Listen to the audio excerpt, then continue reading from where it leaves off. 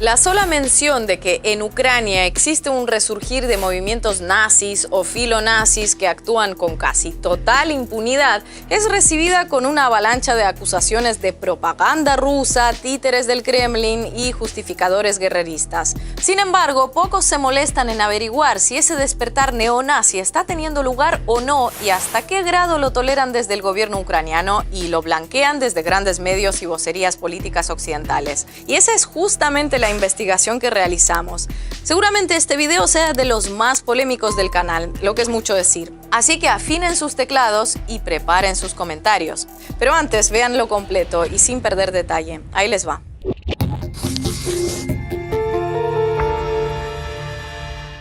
Este video estuvo cerca de no haber existido nunca. Llevábamos tiempo planteándonos si hacerlo o no, pero teníamos nuestras dudas. Sabíamos que en un tema así no puede dejarse pasar por alto, pero al mismo tiempo, en la situación geopolítica actual, estamos seguros de que algunos lo usarán para exclamar: ya están estos rusos con su propaganda bélica para justificar lo que venga. En absoluto, nada más lejos de nuestra intención que promover un conflicto armado. Desde que se avivó la tensión entre Kiev y Moscú, alentada desde Occidente, nuestra línea ha sido recalcar que un estallido sería malo para Rusia, malo para Ucrania y solo beneficiaría a actores ajenos que buscan sacar provecho de la situación. Este video va en esa misma dirección, pero lo cierto es que mientras estábamos sumidos en estas dudas, me topé con un artículo publicado en el periódico español El Diario, donde entrevistaban a 4 ucranianos residentes en ese país sobre la crisis actual. Entre los entrevistados, todos ellos indignados con Rusia por descontado, incluyeron a una historiadora que hablaba maravillas de su padre, Teodoro Barabash, ucraniano llegado a España poco después del final de la Segunda Guerra Mundial. Según el testimonio de la mujer, su padre fue un hombre que dedicó su vida a luchar por una Ucrania libre y democrática que formara parte de la OTAN y la Unión Europea, desde donde el país defendería los valores europeos y los derechos humanos. A pesar de la labia de la hija de Teodoro y de la credulidad del diario ante todo lo que les contaba, a mí me resultó peculiar que alguien con semejante afán democrático justo eligiera la España de Franco como refugio, más cuando lo hizo en los años en los que el autoproclamado caudillo por la gracia de Dios era el único exponente del fascismo que sobrevivió a Hitler y que desde el poder todavía se enorgullecía públicamente de serlo. Así que hice una pequeña búsqueda en internet y no puedo decir que me sorprendiera demasiado descubrir que el supuesto adalid de la libertad y los derechos humanos que se describía en el artículo fuera en realidad un colaboracionista nazi de la 14ª División de Granaderos de la Waffen-SS. Ese era el verdadero perfil de Teodoro Barabash, del que en boca de su hija, pero acríticamente y calcando sus declaraciones sin contexto, el diario afirmaba que dedicó su existencia a buscar una vida normal para Ucrania. Entonces tuiteé mi descubrimiento, que vale recalcar que no me llevó más de un par de minutos de tecleos y clics en la red, y el tema se viralizó, con unas consecuencias que prefiero contarles más adelante en este mismo video. Antes, un poco de lo que le faltó al artículo que motivó que me haya tomado la molestia de contarles todo esto que les cuento. Contexto. Porque lo del diario, lamentablemente, no es un caso aislado, forma parte de una tendencia que viene creciendo en la última década y no solo se circunscribe a Ucrania, sino a casi todo el espacio postsoviético. En 2017, la OTAN publicó un video homenaje a la resistencia antisoviética en las llamadas repúblicas bálticas, Estonia, Letonia y Lituania. En el video llamado Forest Brothers, o Hermanos del Bosque, se presenta de manera heroica a los grupos armados del Báltico que se internaron en la espesura boscosa para luchar contra los soviéticos. Convenientemente, la historia que narra el video inicia en 1946, porque de haberla comenzado unos pocos años antes, inevitablemente tendrían que haber abordado el no tan heroico colaboracionismo de esos grupos con los invasores nazis. Por ejemplo, en Lituania, la resistencia antisoviética colaboró tan gustosamente con el nazismo que, según afirma la historiadora jefa de un prestigioso centro para el estudio del Holocausto, mataban civiles más indiscriminadamente todavía que los propios oficiales enviados por Hitler. En los 3 años de ocupación del Tercer Reich, en Lituania fueron asesinadas cientos de miles de personas, entre ellos alrededor de 9 de cada 10 judíos que vivían en el país, junto con Polonia, uno de los pocos países donde la llamada solución final estuvo cerca de completarse. Y el consenso entre historiadores es que la clave de tamaño genocidio estuvo en el entusiasta apoyo de grupos como los que hoy la OTAN presenta despreocupadamente como Freedom Fighters. No es este el único ejemplo de ignorar o blanquear movimientos nazis o filonazis que ha tenido lugar en estos días. Muy recientemente, a finales de 2021, las Naciones Unidas adoptaron una resolución propuesta por Rusia para combatir la glorificación del nazismo, el neonazismo y otras prácticas de racismo y xenofobia. 130 países votaron a favor de la resolución, 49 se abstuvieron, entre ellos los miembros de la Unión Europea, y apenas 2 naciones votaron en contra sin disimulos: Estados Unidos y Ucrania. Washington se opuso citando que la glorificación del nazismo estaría amparada por el derecho a la libertad de expresión. Y Ucrania se opuso porque seguramente se dio por aludida, como veremos a continuación. Cualquier información que apunte a un resurgir de movimientos nazis o pronazis en Ucrania de inmediato es descalificada en los grandes medios y gobiernos occidentales como propaganda del Kremlin. Ojo, radicales de ultraderecha existen en muchos países, Rusia entre ellos, pero en pocos lugares como la Ucrania post-Maidán disfrutan de tanta tolerancia y hasta protección. Esto en el seno del gobierno ucraniano podría explicarse por el hecho de que estos grupos formaron parte activa de las protestas de 2014 y siguen formando parte del conflicto armado desatado desde ese mismo año en el oriente del país, por lo que en Kiev seguramente sientan que sin ellos pierden fuerza de choque a nivel de calle y también bélico.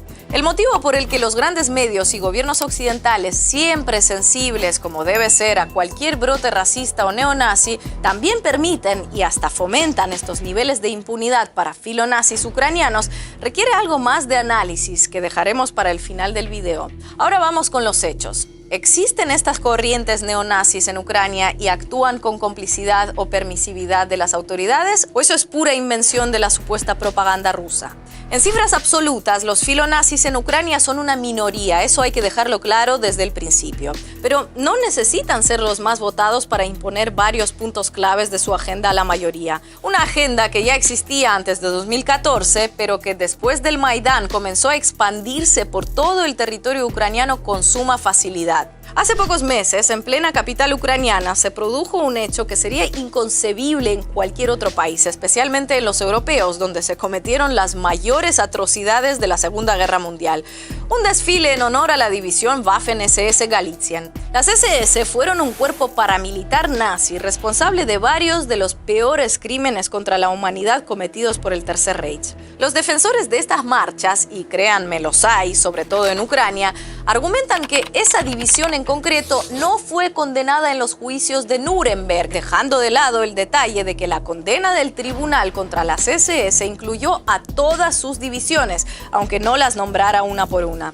Cuando los medios ucranianos reportan sobre estos desfiles, convenientemente retiran Waffen-SS de su nombre y se refieren a esa división como Galichina. Pero borrando unas siglas se podrá reescribir la historia, pero no cambiarla. Y la realidad es que el gobierno ucraniano permite que se homenajee públicamente a los integrantes de una división que fue juramentada ante Adolf Hitler en persona y participó en varias masacres bien documentadas, como las de Volhynia, Huta Peniatska y Podkamin. Especialmente sintomático resulta el caso de Stepan Bandera, un personaje que en grandes medios occidentales suelen tildar de polémico, seguramente porque lo de colaboracionista del nazismo no queda tan chic, aunque sea históricamente mucho más apropiado. Bandera, según una encuesta reciente, es considerado como una figura histórica positiva para Ucrania por al menos 1 de cada 3 ucranianos, tantos como los que tienen una opinión negativa de él. Su imagen puede verse no solo en marchas de simpatizantes ultraderechistas, sino también en estadios de fútbol,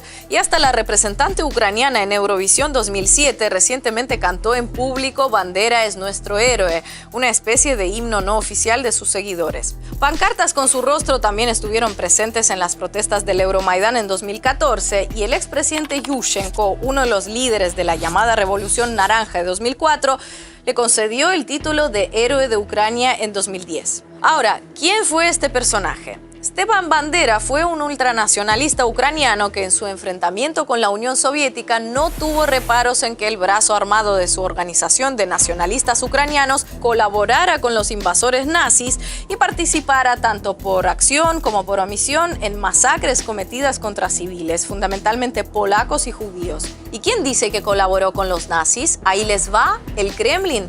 Pues no solo ellos, también lo afirman organismos tan poco prorrusos como el Europarlamento. Lo que pasa es que hay que googlear más allá de los titulares para encontrar esta información. algo que los periodistas independientes no suelen hacer cuando se trata de informar sobre cualquier cosa que ocurra al este de la Unión Europea. No crean que todo lo que les cuenta se circunscribe a un puñado de nostálgicos por el pasado nazi, no. La afinidad del famoso batallón de Azov con el neonazismo es tan notoria que pocos en Occidente la niegan abiertamente. El Congreso de Estados Unidos, según el año y el momento político, ha llegado a prohibir la asistencia militar a este grupo, todavía activo en el frente del Donbass, debido a su ideología supremacista blanca. Su logo está inspirado en el usado por una de las divisiones de las SS y nada simboliza mejor la impunidad con la que actúan que el hecho de que con semejante prontuario llegaran a ser apoyados públicamente por el Ministerio de Interior ucraniano. Otro ejemplo con inequívoco aroma a ultraderechismo es la web Mirotvorets, que se dedica a publicar información personal sobre aquellos a los que consideran enemigos de Ucrania,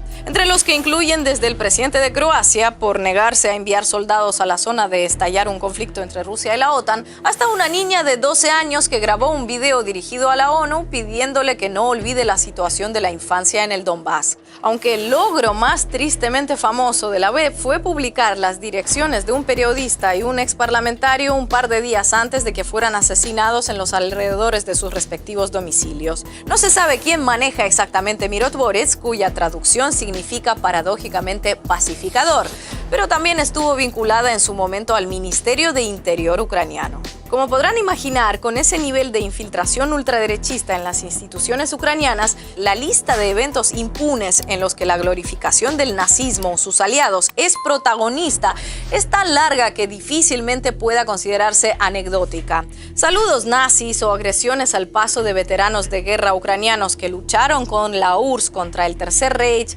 exhumación de miembros de las SS con honores militares, presentación de libros con asistentes luciendo orgullosos un uniforme nazi, concejales publicando citas del Mein Kampf de Hitler en redes sociales, antiguos miembros de las SS siendo condecorados que, llevados por la emoción del momento, no pueden reprimir un saludo con el brazo en alto, y hasta exministros asistiendo a conciertos de bandas neonazis. Todo esto lamentablemente forma parte de la cotidianidad en Ucrania y es imposible entender el conflicto que estalló ahí hace casi 8 años sin tener este hirviente caldo de cultivo en cuenta. Так може бути тому, що Донбас взагалі регіон, який, це не просто депресивний регіон. Там просто дика кількість абсолютно непотрібних людей. Нам не треба розуміти Донбас, нам треба розуміти взагалі український національний інтерес. А Донбас треба просто використати як ресурс. Як це там жорстоко не прозвучить, є певна категорія людей, яких треба просто вбити. Батько наш Бандера, Україна мати, ми за Україну будем воювати. Если я вижу каждый день у себя дома снимок мальчика 5-летнего, скульптура в одном из сел Галичины, Все, хватит, не надо. убитого вместе с... Держите, праздничком вас. Спасибо. Вместе с населением этого села. Это с ними надо примириться. Все, хватит. И эту скульптуру мальчика 5-летнего убрали сейчас, чтобы люди не помнили об этом и не знали. В Украине стоит баррикада. По одну сторону баррикады мы ветераны, а по другую сторону государство, которое нас хочет примирить с преступниками войны. Вот это, против этого восстает моя душа. Si recuerdan, al inicio de este largo video, que me agrada que sigan viendo a pesar de su duración, les hablé de un artículo salido en un diario español, de mi reacción en redes sociales ante el mismo y de que les contaría qué pasó después. Bien, pues llegó el momento. Al poco rato de que tuiteara en mi cuenta personal de que la persona que en el diario presentaban como un refugiado ucraniano con profundas convicciones democráticas había sido en realidad un miembro de las SS nazis, se levantó bastante revuelo en esa red social. Ante el aluvión de críticas de usuarios y lectores, finalmente la publicación reaccionó y anunció que retiraría el testimonio de la hija de Teodoro Barabás del artículo, a la vez que pedían disculpas por no haber comprobado el historial del personaje. Les confieso que inicialmente esa medida me reconfortó. Al fin y al cabo, ver que un medio atendía las quejas de la gente y eliminaba el blanqueamiento de un nazi de sus páginas parecía la reacción más adecuada. Pero un par de días después, reflexionando con más calma, me di cuenta de que eliminar ese testimonio era más parte del problema que de la solución. ¿Por qué? Pues porque es seguir a pies juntillas la línea hegemónica de los medios y voceros occidentales. No informar de nada que pueda ser interpretado de alguna manera como remotamente cercano o favorable a las posturas del Kremlin. Nada, aunque sea grave, innegable y necesario. Casi como ver un tipo con el brazo en alto y enfundado en un uniforme de las SS y preferir omitir su existencia a decir clara y rotundamente que es un nazi por miedo a ser acusado de propagandista ruso. Un miedo tan enraizado que nubla el razonamiento más básico. Por eso, en su reportaje, el diario prefirió eliminar el testimonio de la hija de Teodoro Barabash en lugar de mantenerlo, pero explicando que ese señor que fundó una de las principales asociaciones de ucranianos en España fue en realidad un miembro de las SS y que eso no representa ni de lejos a la mayoría de ucranianos, pero existe y gana terreno, en buena parte precisamente por no decirlo. Por eso, en el texto solo se preguntó su opinión a ciudadanos ucranianos residentes en España que secundaran la narrativa de la OTAN respecto al conflicto. ¿Será que no hay otras opiniones entre los ucranianos en España? Como la de Anatoly Shari, que es ucraniano y tuvo que refugiarse en Barcelona porque en su país lo amenazaban de muerte. Y no es tan difícil de localizar. Su canal en YouTube tiene más de 2 millones de seguidores y hasta tiene un completo perfil en la Wikipedia en castellano. Por eso, al equipo de un periódico como El Diario, que ha realizado un encomiable y exhaustivo seguimiento y denuncia de los crímenes impunes del franquismo, no se les pasó por la cabeza que un individuo llegado a la España de Franco meses después de la derrota nazi pudiera, oh sorpresa, tener profundos vínculos fascistas. Y si esa es la actitud de un medio para nada identificado con posturas de extrema derecha, ¿qué queda para los demás? ¿Podemos realmente esperar que alguno de ellos tilde de nazi a un nazi cuando lo vea, a pesar de que llamar nazi a un nazi coincida con la narrativa del Kremlin? Antes de concluir, quisiera volver a subrayar lo dicho al inicio. Nada más lejano a la intención de este video y este canal de contribuir a un ambiente prebélico. Pero hay cosas que precisamente para evitar ese escenario no pueden callarse. Por fortuna, de momento la reescritura de la historia a favor del nazismo no es mayoritaria en Ucrania, pero que tiene más de una década creciendo, lamentablemente es un hecho. Y si algo nos enseña la historia del siglo XX es que el problema no está en denunciar las actitudes nazis o complacientes con el nazismo allí donde se produzcan. El problema está en suavizarlas, blanquearlas, ignorarlas u ocultarlas.